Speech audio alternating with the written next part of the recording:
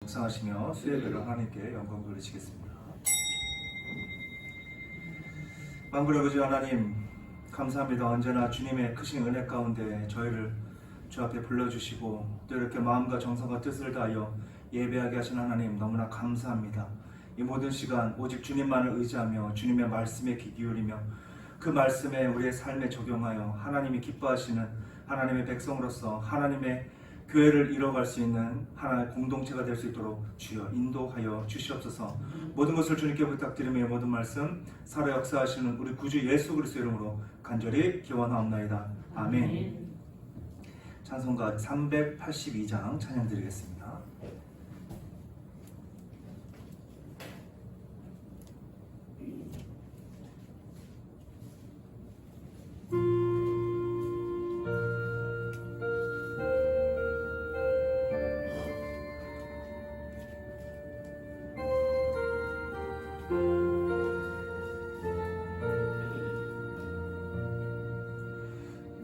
근심 걱정 마라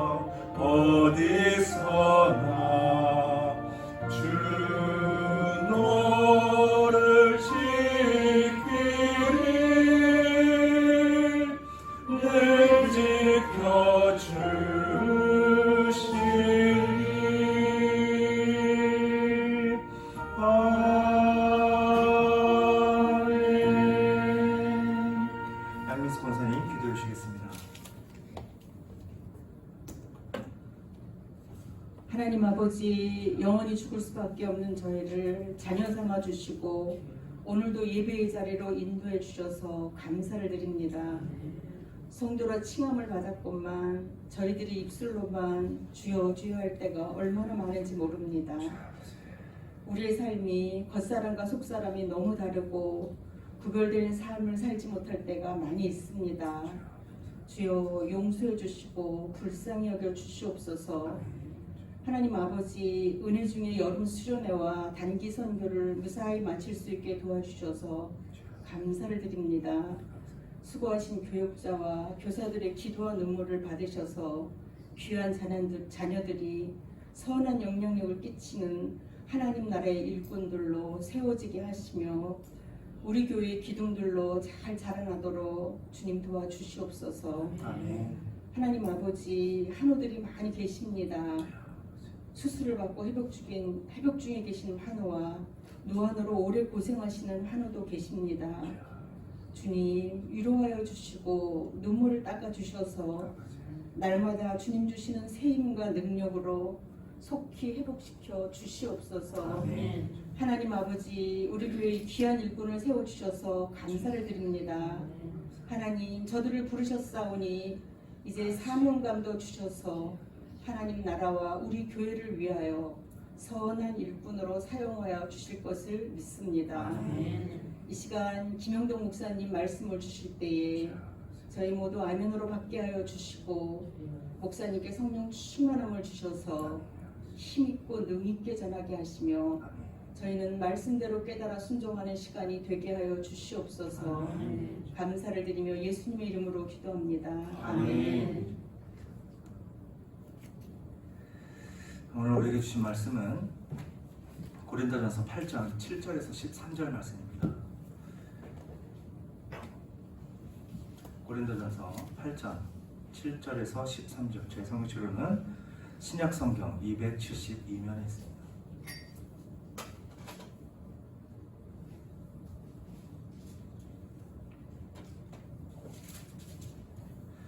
함께 교독하실 때 주님의 음성 들으시길 간절히 소망합니다. 그러나 이 지식은 모든 사람에게 있는 것은 아니므로 어떤 이들은 지금까지 우상에 대한 습관이 있어 우상의 제물로 알고 먹는 고로 그들의 양심이 약하여지고 더러워지느니라. 그가 먹지 않으려고 해서 못 사는 것도 아니고 먹는다고 해서 더 잘 사는 것도 아니라. 그런즉 너희의 자유가 믿음이 약한 자들에게 걸려 넘어지게 하는 것이 되지 않도록 조심하라. 지식인들과 우상에 대한 먹는 것을 누구든지 보면 그 믿음이 약한 자들의 양심이 강력을 얻어 우상의 제물을 먹게 되지 않느니라. 그러면 내 지식으로 그 믿음이 약한 자가 멸망하나니 그는 그리스도께서 위하여 죽으신 형제라. 그가 주님과 형제의 죄를 지어 약한 양심을 상하게 하는 것이 그리스도에게 죄를 짓는 것입니다. 13절 우리 함께 읽겠습니다. 그러므로 만일 음식이 내 형제를 실족하게 한다면 나는 영원히 고기를 먹지 아니하여 내 형제를 실족하지 않게 하리라. 아멘. 오늘 본문을 보면 7절을 시작으로 지금까지 다루었던 우상 제물의 문제에 대해서 명쾌하게 답을 내리고 있는 바울의 모습을 보게 됩니다. 그러나 여기서 바울은 우상 제물을 먹는 것이 죄다, 아니다 라는 식으로 결론을 내리기보다 다른 해석을 통해서 고린도 교인들과 지금 우리들에게 성도의 원리에 대해서 전하고 있음을 보게 되죠. 이를 통해 성도라면 교회에서뿐만 아니라 우리의 모든 삶 속에서 기본적으로 무엇을 결정할 때 그 자체가 옳으냐 그르냐의 옳고 그름의 문제를 뛰어넘어야 한다라는 것을 알게 되죠. 다시 말해서 성도라면 이것을 통해 과연 믿는 형제들에게 또는 믿지 않는 형제들에게 유익이 되느냐라는 것을 생각해야만 하는 것이고, 예수 믿는 사람으로서 우리 자신들에게 유익한 것이냐라는 것을 생각하고 결정할 수 있어야 된다는 것입니다. 자, 오늘 본문 8절을 보면 음식을 우리를 하나님 앞에 내세우지도 못하나니 우리가 먹지 않는다고 해서 더 못 사는 것도 아니고 먹는다고 해서 더 잘 사는 것도 아니니라 라고 바울은 성도로서의 그 근본적인 답을 내리고 있음을 보게 되죠. 모든 이들이 우상제물을 먹을 수 있느냐, 먹어도 되냐, 먹어서는 안 되냐에 초점을 맞출 때 지금 바울은 가장 기본적인 것으로 그 일들이 하나님과의 관계 형성에 있어서 하나님의 백성에게 꼭 필요한 것이냐, 필요하지 않는 것이냐에 대하여 지금 우리에게 전하고 있다는 것이죠. 여기서 우리가 또 한 가지 발견할 수 있는 것은 이처럼 하나님 앞에서 중요하지 않는 일에 관하여서는 사사로운 감정을 허비할 이유가 없다라는 것이고 그 문제를 더욱 키울 필요도 없다라는 것이죠. 작은 일 한 가지를 이룰 때 정말 하나님 앞에서 정말 성도로서의 유익이 된다라면 우리는 열정을 다해서 앞서 나가야 되지만 그렇지 않는다면 그 일을 그냥 무시하고 넘어갈 수 있어야만 한다는 것이죠.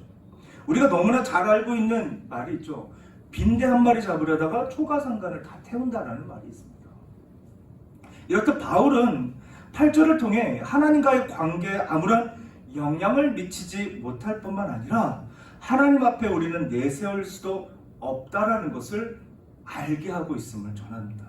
그래서 바울은 지금 우상제물에 몰두해 있는 이들에게 더 넓고 더 깊은 통찰력을 가져야 한다라는 식으로 비유적으로 이제 말을 전하고 있죠.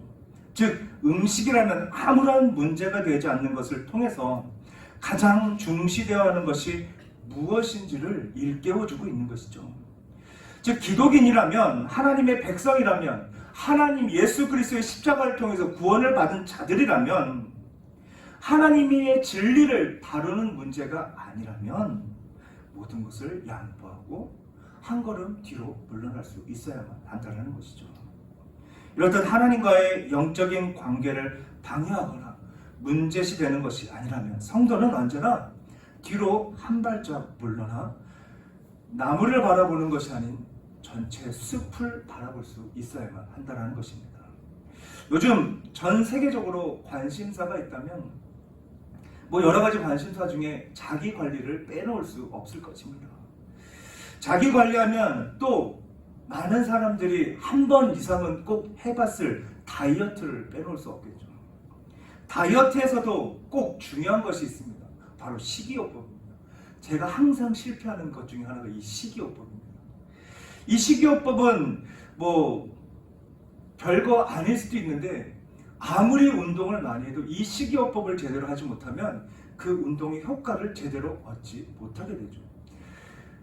쉽게 저도 저녁에 저녁 한 끼를 안 먹으면 1kg, 2kg 왔다 갔다 할 정도로 이 식이요법이 굉장히 중요하다는 것을 알게 됩니다. 그런데 이 식이요법에 대해서 수많은 사람들은 많은 방법에 지금 미디어나 여러 사람들을 통해서 막 넘쳐나고 있죠. 지방을 얼마나 먹어야 되고 지방을 얼마나 먹으면 안 되고 단백질은 얼마나 하루에 어느 정도 섭취를 해야 되고 탄수화물은 먹어야 된다, 먹지 말아야 된다, 이런 여러 가지 그 식이요법에 대해서 식단에 대해서 너무나 많은 사람들이 알고 있고 그 식이요법 위에 아침마당이나 여러 방송에 매번 뭐가 좋다, 뭐가 나쁘다 여기까지 하겠습니다. 너무나 난리가 난 요즘 현 시대에 우리가 살고 있죠. 그런데 이와 같은 지식과 방법들을 통해서 우리의 육체를 건강하게 하고 멋있게 만들어줄 수는 있지만 정말 그 식이요법이 하나님과의 관계에 있어서 어떠한 도움을 주냐를 한번 물어보시기 바랍니다. 내 자신에게 아니면 주변 사람들에게. 제 아무리 우리의 건강을 지킬 수 있는 식이요법이라 할지라도 우리의 영적인 건강을 도와줄 수 있는 음식은 이 세상에 아무것도 없을 것입니다. 또한 인구 90% 이상의 사람들에게 도움을 준 뛰어난 식이요법이 있다 할지라도 영적으로 이익이 되는 것은 하나도 없고 아마 손해만 보게 되는 것을 우리는 너무나 잘 알고 있죠. 왜? 그 식이요법에 관심을 들여 보니 하나님의 일을 조금씩 등한시하는 우리의 모습들을 보게 됩니다. 그래서 우리는 이 넓은 세상에서 온전한 분별력, 즉 뛰어난 통찰력을 가져야만 하고, 그로 인해 정말 우리가 무엇에 초점을 맞추고 무엇을 직시하며 살아야 하는지에 우리는 생각할 수 있어야만 하는 거죠.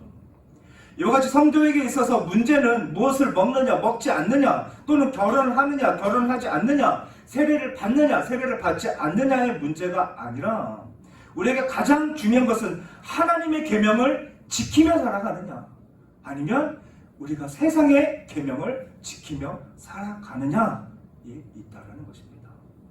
그래서 바울은 우리에게 뛰어난 통찰력을 요구하며 음식에 관한 비유로 전하였던 것이죠.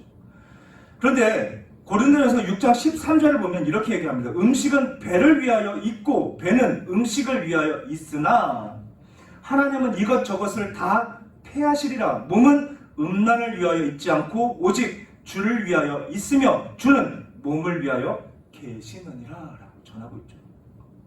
저는 우리에게 주어진 것들을 관하여 범위를 조금 더 넓혀서 바라보게 되면 그 근본적인 문제에 우리는 눈을 뜨게 되죠. 6장은 음식이라는 것이 무엇에 있습니까? 바로 하나님을 위한 것이 아닌 우리 배를 위한 것이다 라고 분명히 얘기하죠. 그리고 우리의 입맛을 위한 것이다 라고 우리는 알게 됩니다. 즉 우리의 기쁨을 위한 것이지 하나님을 기쁘시게 하는 것이 음식이 아니라는 것을 전하고 있죠. 다시 말해서 음식은 우리의 배를 부르게 하고 맛을 느끼며 육적인 일에 국한되어 있다는 것이죠. 그러나 음식은 우리의 배를 위한 것이지만 반면 배는 음식에 있지 않다는 것을 우리는 너무나 잘 알고만 있어야 하는 것입니다. 자, 그렇다면 배는 어디에 포함되어 있습니까? 하나님을 기쁘시게 하는 목적으로 창조된 인간, 즉 우리 몸의 일부분인 것이 바로 배입니다. 우리 몸, 하나님께 포함되어 있다는 것이죠. 그래서 우리는 우리의 음식을 먹고 건강해지고 이와 같은 건강한 몸으로 나 자신을 관리하고 나 자신을 위해서 살아가는 것이 아닌 하나님께 영광을 돌리기 위하여 하나님을 기쁘시게 하기 위하여 우리는 살아가야만 하는 것이죠. 우리의 육적인 건강을 위해서 육적인 건강을 통해 영적인 건강까지 더 힘써 노력해야만 한다는 것입니다. 건강하면 그 건강한 몸으로 하나님을 더 붙잡고 하나님을 찾아야만 하는 것이죠. 이와 같은 이유로 음식은 우리에게 쓰임을 받아야만 하는 것입니다. 그럼에도 불구하고 우리는 하나님과의 관계에 아무런 영향을 주지도 못하고 도움을 주지도 못하는 것에 초점을 맞추고 그것을 문제 삼아 따지며 살아가죠. 그래서 우리는 더 넓고 더 깊은 통찰력의 직시를 해야만 하는 것이죠. 즉 우리 인생 전체를 놓고 건강, 명예, 자녀, 결혼, 우리의 인생에 왜 있는 것일까?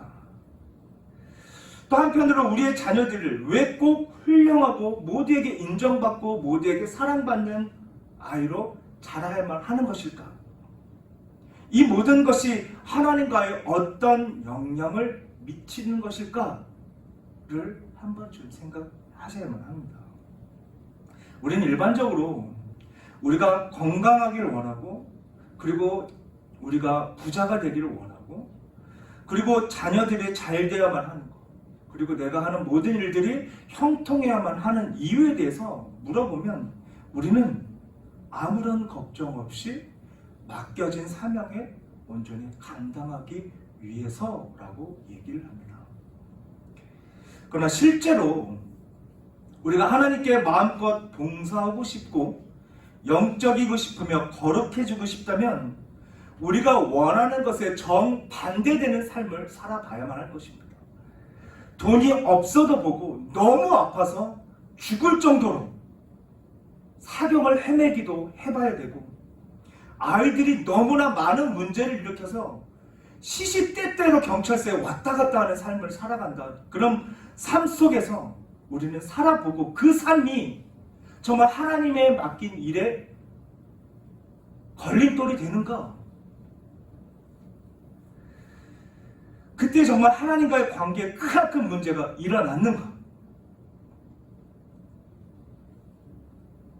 우리는 그 삶에도 한번 상상해 볼 수 있어야만 하는 것이죠. 하지만 결국 잘 생각해 보면 우리가 요구했던 모든 것이 정말 하나님과 나와의 관계를 개선시키고 하나님이 기뻐하시는 자리에 내가 있고 내가 영적으로 더 깊어지고 싶어 하는 것에는 아무런 상관이 없다라는 것을 우리는 알게 됩니다. 그렇다면 이처럼 우리의 삶을 좌지우지하고 흔들어 놓는 이 중요한 건강, 돈, 명예, 자녀의 문제는 무엇 때문일까?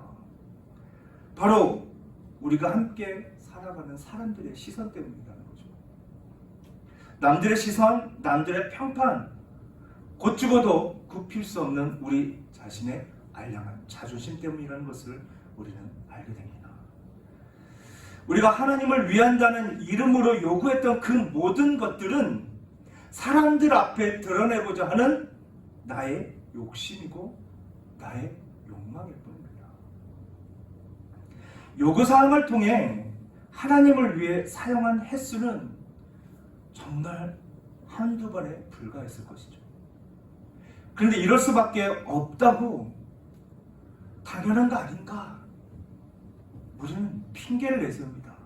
바로 신앙생활이 어렵기 때문에. 남들보다 더 힘들고 더 많이 아프고 더 부족한 삶, 나를 위한 삶이 아닌 남을 위한 삶, 그 삶이 너무나 힘들고 어렵기 때문에 정말 부와 명예를 누리며 살아가고 싶은 것이죠. 그렇게 맡겨진 사명을 감당하고 싶다는 것입니다. 그것도 틀린 말은 아니지만 우리가 한 가지 생각할 것은 우리가 부름받은 이유라는 것이죠. 수많은 선진들이 우리에게 얘기하는 것은 힘들고 어려운 신앙을 살아가라고 말하고 있습니다. 자, 그의 단적인 예로 우리가 한순간도 잊어서도 안 되는 것이 있죠. 바로 예수님께서 우리를 구원하시기 위해 이미 예견된 십자가의 죽음을 맞으셨고 그 십자가의 죽음을 아심에도 불구하고 이 땅에 오셔서 하나님의 나라를 선포하셨고 이 땅에 병들고 고통받는 자들을 낫게 하셨습니다. 이것은 정말 쉬운 일일까요? 자신의 그 평안, 우리의 삶에 비교할 수 없는 하나님의 삶을 살아가시다 인간의 삶으로 피조물의 몸으로 이 땅에 오신 그 힘들고 어려운 신앙의 모습을 보여준 예수님의 그 선택은 쉬웠을까요? 우리가 너무나 잘 알고 있죠. 십자가 앞에서 예수님께서는 겟세마네 동산에서 3번이나 하나님께 간구를 하십니다. 마태복음 26장 39절을 보면 조금 나아가사 얼굴을 땅에 대시고 엎드려 기도하여 이르시되 내 아버지여 만일 할만하시거든 이 잔을 내게서 지나가게 하옵소서. 그러나 나의 원대로 마시옵고 아버지의 원대로 하옵소서 하시고 라고 말씀하십니다.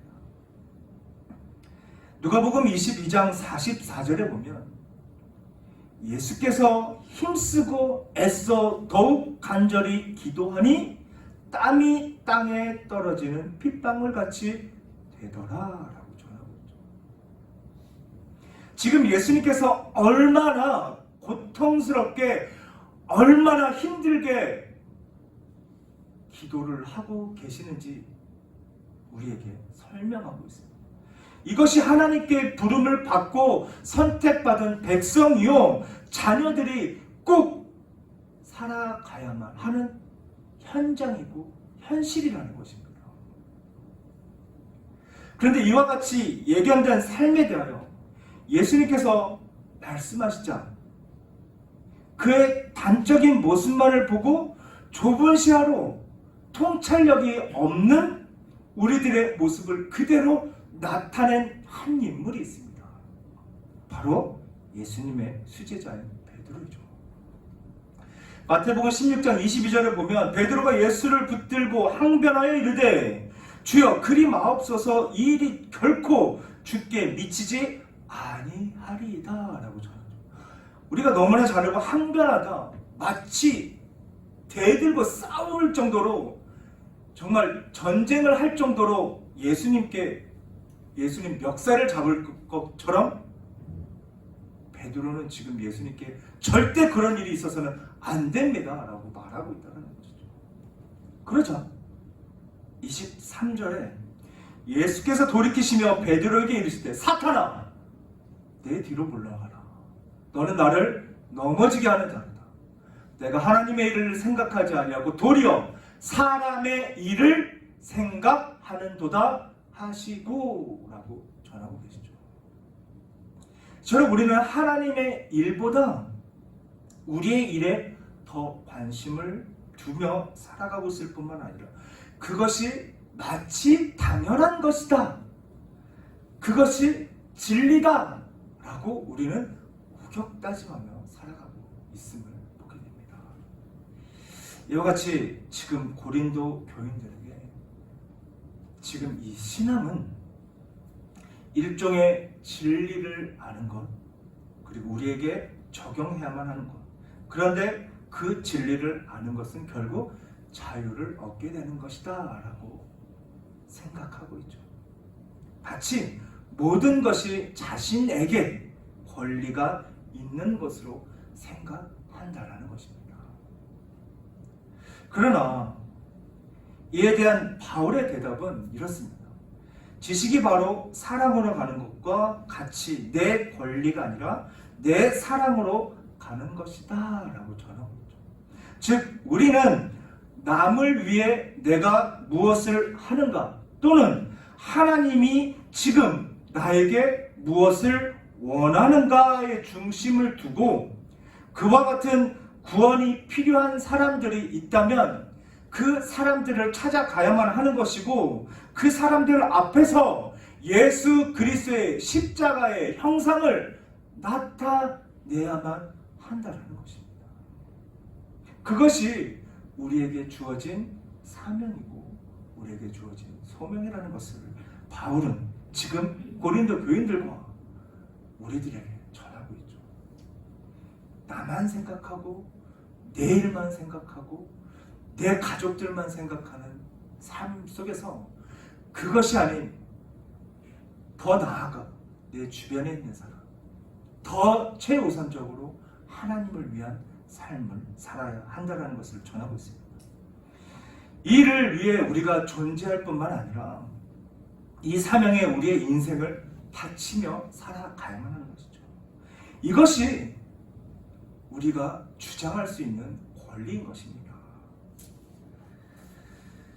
여기서 한 걸음 더 나아가 성도는 하나님을 알지 못하는 사람들이 우리를 바라볼 때 그들이 모르는 구원과 진리와 생명이 우리의 삶 속에 그들에게 그냥 정말 거울처럼 투명한 수정처럼 그들에게 비춰질 수 있어야만 한다는 것입니다.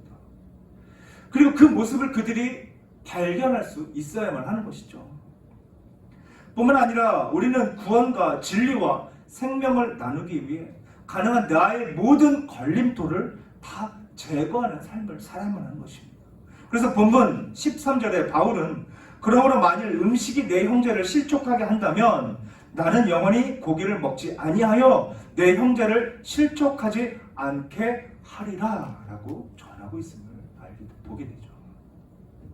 이제 어떤 사람이 나의 삶의 일부분의 모습을 보고 더 중요한 신앙 문제에 걸림돌이 된다면, 방해가 된다면 우리는 기꺼이 내가 아무리 좋아하는 일이라 할지라도 그 일을 포기하고 그 일을 다 내려놓을 수 있어야만 하는 것입니다. 그렇다면 한 가지 질문을 던지겠습니다. 지금 이곳에 계신 우리 성도님들은 어떠한 권리를 포기하고 계십니까? 정말 내 주변에 걸림돌이 되는 것 같아서 포기하고 있는 것이 무엇이 있는지 한번 좀 생각해 보시기 바랍니다. 그러나 여기서 중요한 것은 우리에겐 그 어떤 권리도 없다라는 것입니다. 이 모든 것이 우리가 누리고 우리가 살아가는 모든 것이 하나님께서 우리에게 주신 은혜이고 하나님께서 우리에게 나타내신 사랑의 결실이라는 것입니다. 그렇다면 우리는 이 모든 권리에 주장할 이유도 없고 주장할 필요도 없다라는 것이죠. 예수님께서 걸으셨던 그 십자가의 길처럼 내 모든 것을 다 포기하고 주님의 말씀에 그저 순종하며 내 삶을 다 포기하는 삶을 살아가야만 하는 것이죠. 하나님을 기쁘시게 하는 일을 위해서. 결국 우리 기독교의 신앙은 진리를 아는 것은 맞습니다. 이 진리라는 말 속에 하나님을 아는 것, 우리가 죄인이라는 것을 아는 것, 십자가를 짊어져야 한다는 것을 아는 것, 하나님의 나라의 영원한 삶을 바라보아야 하는 아는 것, 그리고 정말 육적인 삶이 아닌 영적인 삶으로 살아가야 하는 것을 아는 것을 말하는 것이죠. 이 모든 것을 위해 우리는 내 모든 것을 포기할 수만 있어야 하고 즐겨 하나님의 종뿐만 아니라 남의 종이 되기 위해 살아가야만 하는 것입니다. 나를 위한 삶이 아닌 남을 위한 삶, 하나님께서 우리에게 붙여주신 하나님의 백성, 하나님의 자녀들을 위해서 우리는 내가 누리고자 하는 것을 포기하고 살아갈 수 있어야만 한다는 것이죠. 이것이 하나님께서 우리에게 보여주신 진정한 사랑이고 우리가 살아가야 하는 진정한 사랑의 모습인 것입니다. 왜입니까? 왜일까요? 우리는 남을 위해 존재하는 하나님의 것이기 때문입니다. 예수 그리스도께서 십자가의 핏값으로 사신 하나님의 것은 하나님이 살아가셨던 거죠. 하나님께서 말씀하신 것처럼 예수님께서 살아가셨던 것처럼 내 모든 것을 포기하며 남을 위해 남에게 하나님의 진정한 사랑을 나타낼 수 있어야 하는 것이죠. 이것이 지금 바울이 고린도 교인들과 우리들에게 말하는 성도의 가장 기본적인 원리인 것입니다. 자, 이제 말씀을 내주려고 합니다. 끝으로 우리 로마서 14장 15절에서 17절 우리 한 목소리 함께 읽겠습니다. 시작. 만일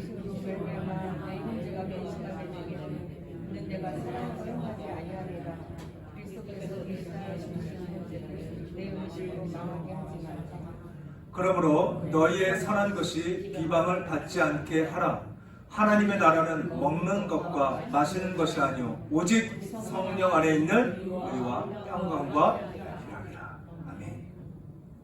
우리의 모든 기쁨, 신앙의 궁극적인 목표인 하나님의 나라는 의와 평강과 희락이다라고 전하고 있죠. 이것은 먹는 것도 배부르는 것도 눈에 보이는 보상도 아닌 주 안에서만 누릴 수 있는 관용이며 참 사랑인 것을 알게 됩니다. 그러므로 세상이 줄 수 없는 참 사랑을 오직 주 안에서 누림으로 내 모든 것을 포기하고 내 형제를 유익하게 하기 위해서 하나님의 나라를 위해서 내 모든 인생을 앞으로 걸고 살아가는 주님의 거룩한 백성들 되시길 주님의 이름으로 간절히 축복합니다. 기도하시겠습니다. 사랑해 주님 감사합니다. 주님의 크신 은혜 가운데 성도의 가장 기본적인 원리, 나를 위한 삶이 아닌 하나님을 위한 삶, 그리고 남을 위한 삶을 살아가야 함을 알게 하신 주님, 오직 그 주님께서 말씀하신 그 말씀에 순종하며 하나님이 원하시는 뜻을 이루고 하나님의 영원하신 나라를 바라보는 주님의 백성들 될 수 있도록 주여 인도하여 주시옵소서. 감사함의 모든 말씀 살아 역사하시는 우리 구주 예수 그리스도의 이름으로 간절히 기도드립니다. 아멘. 찬송가 찬양 드리겠습니다. 찬송가 220장 찬양 드리겠습니다.